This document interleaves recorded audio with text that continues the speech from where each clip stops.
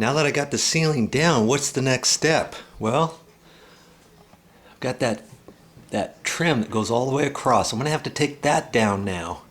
You remember that was there to hold the height of the T-bar ceiling.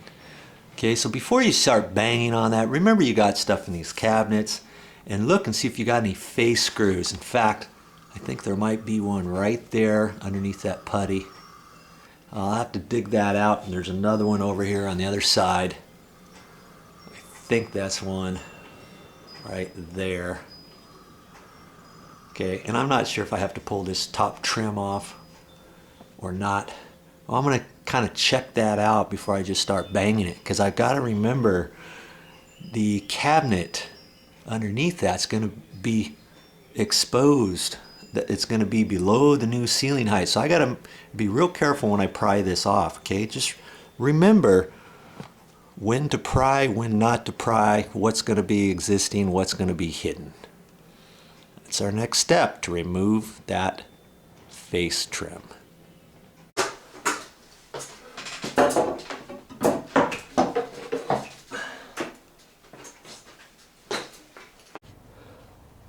Now here's all those pieces I just took off the cabinet. I was really careful with that. It came out pretty good. Now, before you start just cutting this up, throwing it away or something, think about your project. Think, is there anything you need from these parts that might come in handy? If you're not quite sure, save these, put them off to the side, stack them in your garage, storage shed, whatever.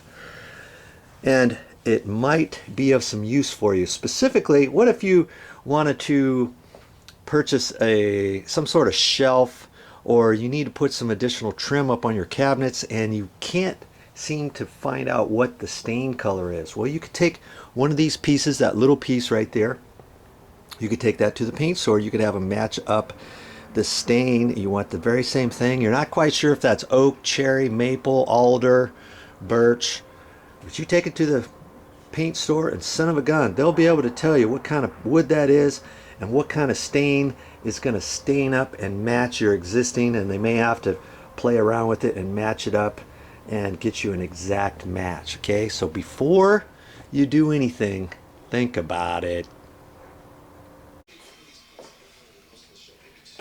Hey, you want to watch the rest of this video series on how I'm going to go up and fix all this stuff up in the ceiling? Stick around, there'll be more videos to come.